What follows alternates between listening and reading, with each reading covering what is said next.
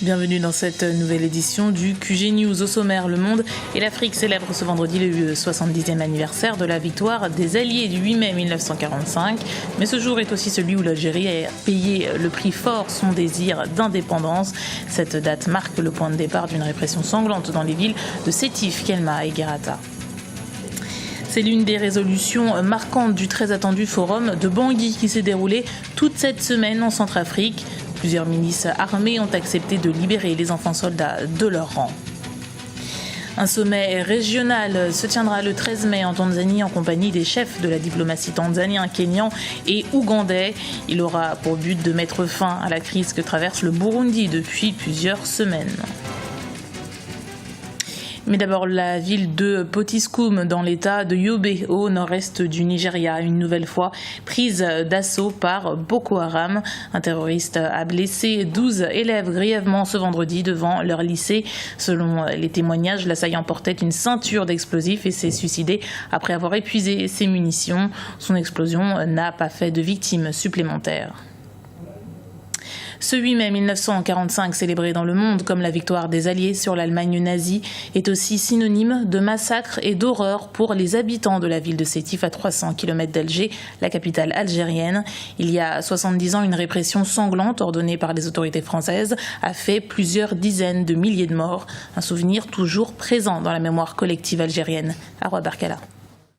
C'est l'autre face du 8 mai 1945. Alors que la France commémore la libération et la fin de la Deuxième Guerre mondiale, l'Algérie se souvient du massacre dont ont été victimes les Algériens de Sétif. Les historiens estiment à plusieurs dizaines de milliers le nombre de victimes ayant été arrêtées, torturées et exécutées par l'armée française. La mémoire reste vive, d'autant plus qu'au départ, c'est les enfants algériens qui ont participé à la campagne contre le nazisme, qui fait que ce qui s'est passé à partir de mai 45, ça reste pour certains un traumatisme, pour les jeunes comme étant une mémoire qui fait que de là est partie l'idée de demander coûte que coûte la décolonisation, en tout cas l'indépendance de l'Algérie. Tout avait commencé dans la ville de Sétif où, à l'occasion de la libération en France, le drapeau algérien a été brandi durant une manifestation. La répression sanglante de l'armée française durera plusieurs semaines et dans plusieurs villes d'Algérie. L'importance et l'héritage douloureux transmis par les derniers témoins restent encore vifs.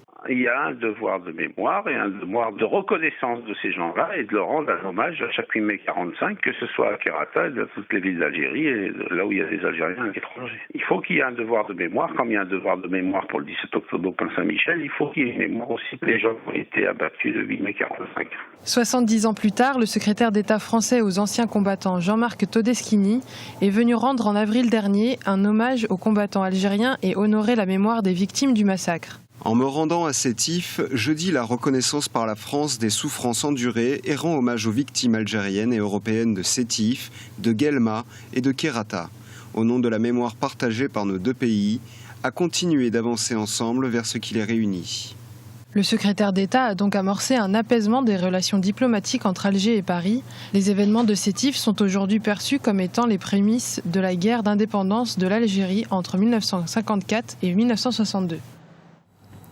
Les discussions entre pouvoir et majorité s'organisent en République démocratique du Congo. Kalev Moutonde, le chef de l'Agence nationale des renseignements et envoyé par le président Joseph Kabila, s'est entretenu avec plusieurs formations politiques de l'opposition.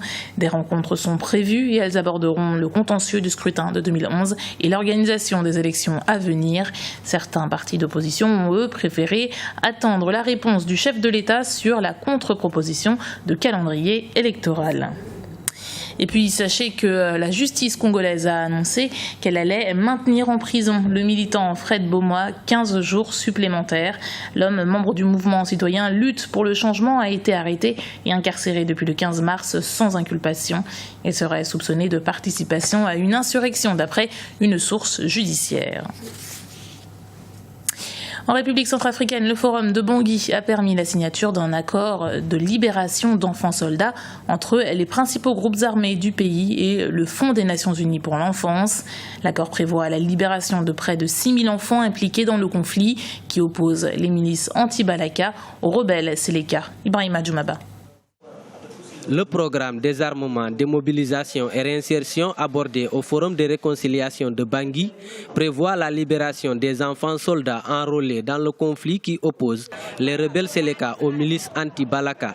Un accord a été signé dans ce sens entre 8 groupes armés et le Fonds des Nations Unies pour l'enfance. Et donc, nous avons réussi à amener l'ensemble des acteurs politico-militaires à s'engager à libérer les enfants, à s'engager à travailler pour la réunification familiale, pour la réintégration communautaire, pour le retour à l'école de ces enfants. Ça nous semble être un pas extrêmement important parmi les conclusions de ce forum, mais pour la perspective globale d'un développement de la Centrafrique. L'accord signé entre le Fonds des Nations Unies pour l'enfance et les groupes armés prévoit aussi l'accès libre aux zones occupées par les agents onusiens. Les statistiques de l'UNICEF font état d'environ 6 000 à 10 000 enfants impliqués dans le conflit centrafricain.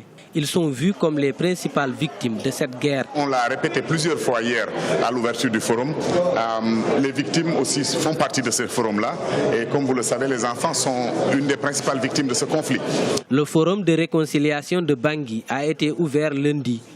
Il réunit tous les belligérants impliqués dans le conflit armé qui a suivi le renversement du pouvoir du président François Bozizé en mars 2013.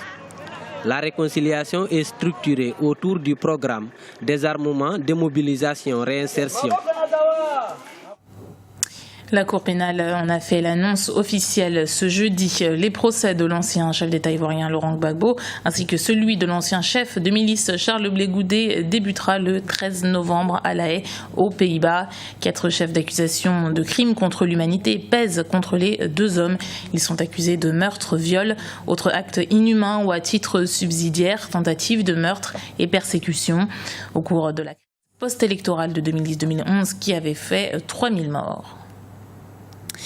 Les ministres des Affaires étrangères de l'Afrique de l'Est étaient au Burundi il y a quelques jours pour mettre fin à la crise qui secoue le pays depuis le mois d'avril. Ils ont annoncé mercredi qu'un sommet régional se tiendra le 13 mai en Tanzanie en compagnie des chefs de la diplomatie tanzanien, kényan et ougandais. Depuis que le chef d'État Pierre Nkurunziza a annoncé qu'il briguait un 3e mandat, contrairement à ce que prévoyaient les accords d'Arusha, plusieurs manifestations ont éclaté dans la capitale Bujumbura. Ibrahima Dinjai. Un sommet régional pour sortir le Burundi de la crise. La Tanzanie abritera le 13 mai à Dar es Salaam un sommet de la communauté d'Afrique de l'Est. L'annonce a été faite par le ministre tanzanien des Affaires étrangères Bernard Mambe en voyage à Bujumbura. Mercredi soir, le chef de l'État burundais, Pierre Nkurunziza, s'est adressé à la nation pour prendre acte de la décision de la Cour constitutionnelle qui lui a reconnu le droit de se représenter une 3e fois. Nous prenons acte de la décision de la Cour constitutionnelle dans son intégralité et nous nous engageons à la respecter. Nous tenons à informer l'opinion nationale et internationale que si le peuple burundais nous fait encore confiance, ce sera le dernier mandat, tel que stipulé par l'arrêt de la Cour constitutionnelle. Face au risque d'enlisement, la diplomatie s'active. Les ministres des Affaires étrangères de l'Afrique de l'Est sont au Burundi pour mettre fin à la crise qui secoue le pays depuis le mois d'avril.